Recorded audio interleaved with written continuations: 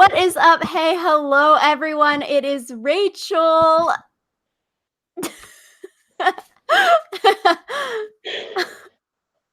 Alyssa, I got distracted by your typing, so I messed up the intro. But yeah, today we are going to be talking about Survivor Season 40, and now that's just really awkward because there's an unnecessarily long pause when we're not saying anything. So my name is Rachel. And I'm Alyssa, and we're just a little bit of a mess today. I got back home from Seattle this morning at like 5 in the morning, and I slept for like 8 hours. I woke up at 2 p.m., so I've only been up for 7 hours, and I'm just like a mess, and Rachel's a mess, and we're messes, but it's okay. Because we're going to talk about Survivor Season 40 and how CBS has already ruined it. Yeah, right before this podcast started, Alyssa and I were talking and we were like, okay, so we were so excited for Survivor Season 40. Like, we are so hyped doing the cast assessment, doing all of these other videos on this channel. And then lo and behold, we see on Inside Survivor, they have been posting numerous spoiler articles on the site about different twists and tricks that are going to be for sure happening on season 40 of Survivor. So we're just going to break down first the Edge of Extinction, second the $2 million prize, third the auction that will be happening throughout the entire game, and then fourth the new style family visit that's going to be happening. So if you aren't familiar with the spoilers, I guess we should have prefaced that before listing off what the spoilers are, sort of. But yeah, we're going to be talking about these spoilers today. Yes. And so the first spoiler that we want to talk about is that there's going to be the Edge of Extinction on season 40. And y'all heard us complain about the Edge of Extinction a lot, extensively, for the season that just happened, where they brought back the Edge of Extinction and people went there. And we talked about how it was so underwhelming that the person who won came back from the Edge at day 35. We had no emotional attachment to them. It was awful. And so, yeah, we talked about that, and I feel like my thoughts on this are basically the same. I don't like it. I think that it'll be cheap if someone comes back after having been out of the game for most of the game. And I feel like it's just a ploy so that if like someone's favorite is voted out early, they'll still be screen time. No, I 100% to bring Edge of Extinction back for season 40, and all winners season. This season had the potential. I feel like, I guess it still has potential to be great, but if it's season 40 all winners, why can't it just be literally a back to basics season of Survivor? Maybe less idols, because we know there's 9 idols per season now, and that makes zero sense, and less advantages. So no vote steals, no extra votes, none of this mumbo jumbo that literally some of these twists I feel like are making the game of Survivor that we all know and love to be not as cool, not as fun to watch on TV. So I was hoping for a back to basics season of Survivor, but that's not what we're getting. And we know that Edge of Extinction is happening. And yeah, like Alyssa said, I literally just feel like it is a ploy for these all-time favorite Survivor players to still get screen time. So unlike Game Changers, where we had our favorites like Tony, Sandra, Malcolm get voted out super early and sort of get stuck with the B list of the Game Changers cast, I feel like having Edge just makes sure that you have, if Parvati or Sandra or Tony gets voted out early, again, you can have them still on the TV and people won't get upset that their favorites are voted out. But all of these people are fan favorites. So it's yes, I'll be sad that certain people are voted out early, but why have Edge of Extinction when you could just post maybe Ponderosa videos of these people going on their trip to Australia? Why do we need Edge of Extinction? Yeah, yeah. And I feel like it's just one of those things where the fan favorites are probably going to be voted out anyway. And it's almost, I feel like, worse to give people the hope that they could come back and then have someone lame come back in. Because it's like when they did Edge of Extinction this past season, we were all really hoping that Kelly or David or Aubrey or Joe would come back. And then fucking Chris came back. And it was like a tease because we were like, okay, one of our faves might get back in the game, and then they totally didn't. And it was just a disappointment.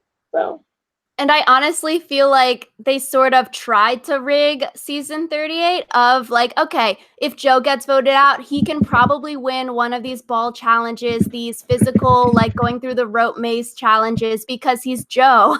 And so they production probably wanted someone like Joe or Aubrey or the returners to win their way back into the game. And then we get stuck with someone who has literally got like 0 screen time post merge coming back and then winning the season. I feel like since they are doing Edge of Extinction again, hopefully they have learned from these faults from season 38. I think things need to change if they're doing it again. So first, I don't think we can have someone coming back when it's final 5. Like, they can do it at the merge. That's great. We got to see Rick play a very long game, very good game. We cannot have someone coming back final 5 with an idol in their pocket. They need to come back maybe like final 7 and final 8 with no advantages in their pocket. I think that's the first thing that they should change. yeah, and one thing that I'm like not sure about but might help would be only giving people one attempt to get back in the game. Like if you get voted out pre-merge, you get the chance to come back at the merge, and then if you lose, you go to Ponderosa. You don't get to keep staying on the Edge of Extinction for however long. Because then it's like, that's how you get the people where you're like, who the hell are you? Who win, like, at the end, because people from like day 3 are still able to play again at day 35. And so I feel like only giving them one attempt to come back would make it better and would also make the field smaller. And so, like, everyone has a slightly better chance statistically, if that makes sense. So, Yeah. So either like we probably like Edge of Extinction is going to be there the whole entire 35 39 days it seems like from like the talk that is happening. So like it really doesn't make sense have 2 people come back in at the merge, no idols in their pocket. Yeah, final 5 is too late. I also feel like the people, since Survivor is pre-filmed, you need to give them people on Edge who are coming back or have the best chances to come back into the game more screen time on Edge, because like we're saying, Chris literally had no screen time post merge on the Edge. So people were speculating like Aubrey, since she kept on getting confessionals while on Edge, was going to come back and win her way back into the game come the final 5 immunity challenge thing. So it's like if they're going to do this, they need to give the people coming back into the game some more screen time. So like we're saying, it's not like, oh, we forgot that they were on the island. Who is this person kind of thing. yeah, like we complained a little bit about the editing at the end of season 38, like for that reason. Like, Chris, who won the game, didn't really have an arc. And so I feel like it's one of those things where you, as an editor, have a lot of power. You can make it make sense. So, yeah. Yeah, someone in the chat too, they're saying that editing will be a mess. I totally agree. Just thinking about it now, like how are you going to have a 42, 44-minute episode where you need to have a reward challenge, potentially an immunity challenge, and then show tribe dynamics from potentially 2 or 3 tribes, and then show an additional few minutes of Edge every single week? That we're going to get such lopsided screen times because they are literally not going to be able to show all 20 of these people in a 42, 44-minute episode. Yeah, and it's going to be like the people who get shortchanged are going to be the winners that nobody really cares about. Like the winners that we were like, wait, they won Survivor? So I feel Yeah, bad for like the lesser known winners. which is sort of sucky because in our video of like who has the best chances to win Survivor season 40, we were talking about like these lesser known winners. So like the Michelles and Sarahs probably have the best chance to win the game, much to people's dislike for some of these people because they are the lesser well known or they're the winners that people don't necessarily think deserve to win. So they're gonna get the short end of the stick, and then they're gonna give Boston Rob, Parvati, Sandra all of the screen time. even when they're on Edge, and that's why Edge is going to be a thing. So, like, we, even when they're voted out, they're not leaving our TV screens. Yeah. So. So, yeah, with Edge, there is literally no reason for anyone to pull the white flag and quit the game because the perks are too great. So, the prize money this season got upped to $2 million, which, wow, CBS has a lot of money that they're using, and yet we're still stuck in Fiji. So where's all this money coming from? But $2 million for the winner. The reasoning behind it, people are saying, is because you need better enticing for people to come back and play the game after they've already won. Like, they already have $1 million. What can get them to come back? So I guess that sort of makes sense. But, like, yeah, I mean, yeah, it makes sense. But the person on typical seasons that said that the first boot gets $2,500 for being on the show, and people who make jury get $40K. And I'm like, wow, that's a lot of money for like 2 months of your life living on an island to get $40K just for making jury. And with Edge of Extinction and a $2 million payout, how much are these all winner people getting for just participating in the show is probably a big ass paycheck. Yeah, and it's like one of those things where you don't really want people to be playing Survivor just because like they double the amount of prize money they can get. Because that's when you get people who are like not as motivated, and it's like you want people playing Survivor because they love Survivor. So Yeah, which I feel like maybe less of an issue for an all winners season. I could see like a normal season where people are recruited for the show and then they're just like, I'm a recruit. I've never seen a season, or I've seen one season, and I just want to make jury because I'm getting $40K freaking dollars for staying on an island 25 to 39 days, and then like a few weeks of like sectioned before the show where you can't talk to people kind of thing and going through casting. I'm like, that would be an amazing payout if you're just there for the clout and like Instagram followers and you don't care about the $1 million after tax. Like, that's a lot of money just to make jury. yeah, so mm, So $2 million is the prize. I don't see anyone quitting Edge of Extinction, especially all winners. And because we have an all season auction. So basically, it seems like the premise of this auction is that it's all season long and you get a certain amount of money at the beginning of the season. And once you're voted out, you go to Edge, normal thing. And then the people still in the game, so they haven't been voted out yet, can use this money to buy items and advantages off of the people from the Edge of Extinction. And then the people on Edge in return get like food or luxuries, comfort items, stuff like that. yeah.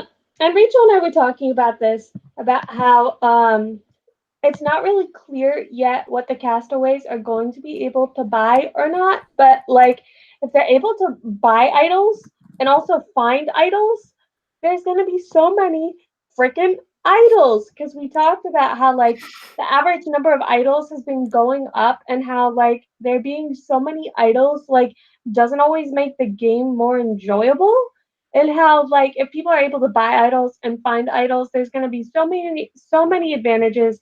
And then we're going to have another situation where someone gets voted out without even having a vote cast against them. Rip Suri, game changer, so much fun. I think with the auction, similar to Edge and similar to what we've seen in season 38, you cannot have so many advantages. And it seems like Survivor just loves advantages now. And like Rick is getting advantages from Edge, Aurora's getting advantages from Edge. I feel like if you can buy advantages from Edge, you can't be hiding idols at Immunity Challenge or on the freaking island, because then it's like there's just too many. So it's like if I can buy it from Edge and I can go look, there's just too many on there. I think if they're doing this, that all of the idols and all of the advantages should be on Edge only, and you have to use this money to buy them, because if they're just everywhere on every random ass tree, like it's like Oprah or Ellen or whoever's like, you have an advantage, you have an advantage. Like we all have Oprah, freaking yeah. advantages now. Like, And you get an idol, and you get an idol. Yeah, like it cannot be in both places. And I think this auction will be interesting, I guess. And if you're getting these comfort items, like no way, all winners, anyone is quitting, first of all, kind of thing. So, like, if they're getting comfort, it's like, is this like a second Ponderosa? I guess people complain that Edge was too hardcore the first time, but I was like, that's sort of the appeal I felt like of Edge. It's like a stripped down barren thing. If they wanted more advantages, like, or more comfort items and luxuries and food and whatever, like, this is, I don't know. It's like they could maybe participate in challenges that aren't seen on TV and they can win something. But I feel like I just have issues with these people. They're voted out of the game, like they're not even in the game anymore, similar to season 38. I don't think once you're voted out that you should be able to impact the game anymore because, like, you're voted out. Once you're in the jury, your whole job is to vote for the winner. Like that, imagine if you got to, if people on the jury could send people still in the game, like idols and stuff. Like once you're voted out, I don't think you should have a say in the game. Yeah, it just ruins the balance of the game because then also you get people who like are attached to someone not necessarily because of their gameplay. Because it's like if I send someone an idol and then they play the idol wrong, I might still want to vote for them like to win the game just because I feel like I had a part in it and it's kind of like me winning the game or whatever. And it's like, ugh, I just feel like it creates such a power imbalance and it's just not good. Yeah, and also like the person in the chat was saying, Rob could be, obviously we'll probably send Amber stuff. Amber would send Rob stuff, and then you just have sort of these unfair advantages. Like, I guess it just goes to show you have to have a kick ass social game to have your alliance members on Edge willing to send you stuff.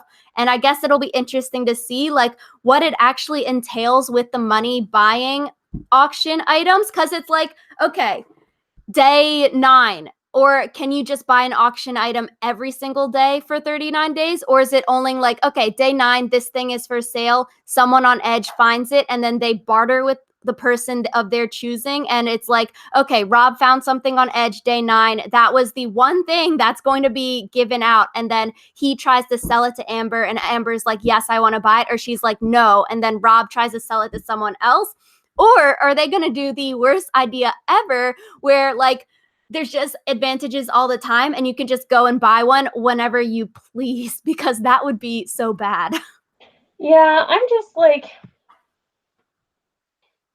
I'm confused as to how this is gonna work. I'm not really sure it will work as well as they're envisioning, and it just seems like again, like a way for people to like somehow abuse the system.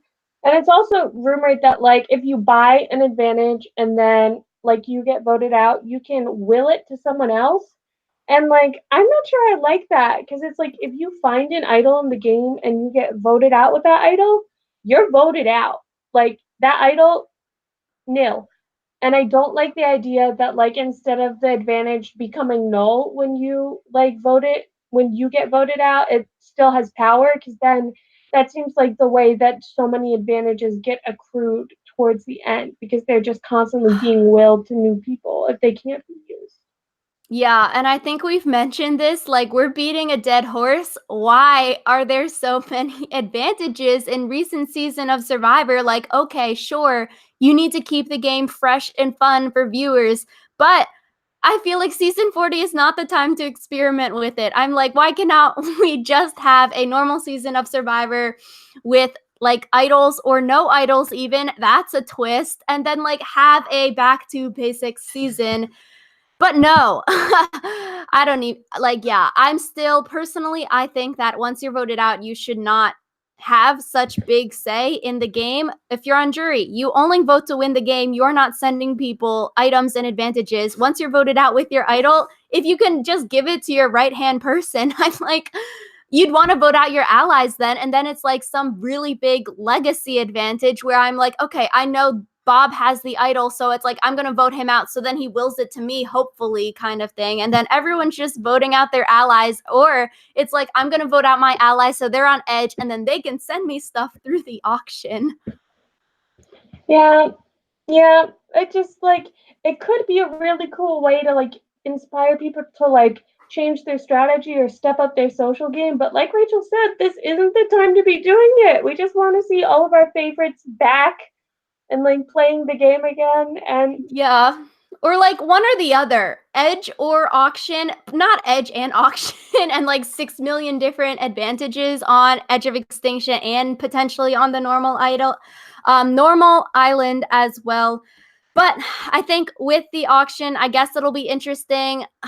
I just want to see a normal auction. Jeff in the article on Inside for Survivors said, like, basically, people are bored of watching hungry people eat food on TV. And I'm like, that's what I enjoy. I was mad that there's so many advantages at auctions because no one buys the food anymore. So I'm like, I would love to just see people eat food on TV because get a good item or get a bad item and you see their cool reaction. And I'm like, food eating, mukbangs on YouTube, so many people do and watch. And it's like, who says watching people eat food is boring? I'm like, I want to see people's reactions when they think they're getting like a hot dog, but then they get like something really gross. I like that. yeah, it's like the auction was fun when auction is fun. And I feel like Yeah. if they like sold the like advantage first, then people would like then buy other stuff. Like it's not a problem with the auction itself if you've made people think that like they need an advantage or whatever. So Or it's I like, think it would have been better to do like a single day auction. But it's yeah, not. season 40, bring it back to the basics, do the love challenges, food eating challenge, do the auction where just have no advantages. So then everyone will buy the food and you don't just have someone at the end buying the final advantage and like 6 people out of 8 are trying to get the advantage. Just bring it back to normal and don't have any advantages at the auction. And it's fun to watch TV or like watch people eat and let us know if you all agree or if we're just being weird thinking like something like that is fun. But like, I really like the auction. I was disliking the auction because no one bought food and everyone just waited till the end to buy the advantage. Like that scene in Fans versus Favorites where Eric pays Sari to like lick her fingers. That is peak television, and they could have it again. CBS. You're missing out on these gold mines of TV by not watching people eat food and eat gross food. Like, have the food challenges also. That's fun to watch people suffer.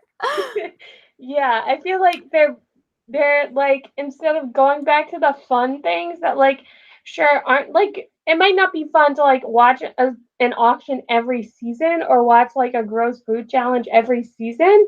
Like it's fun to watch them occasionally. Come on, CBS, please.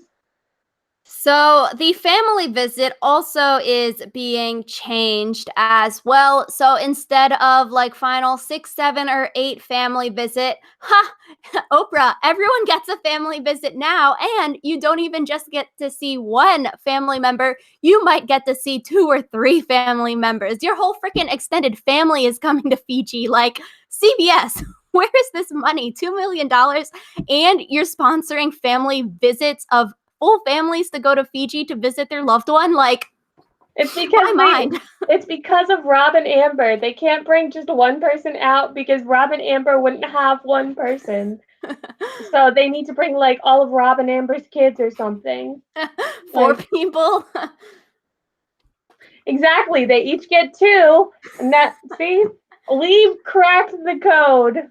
Yo, that's a free family vacation to Fiji, especially if you have a small family and Rob and Amber get double the people. Like, Rob can bring 2 kids, grandma, grandpa, and like sister-in-law.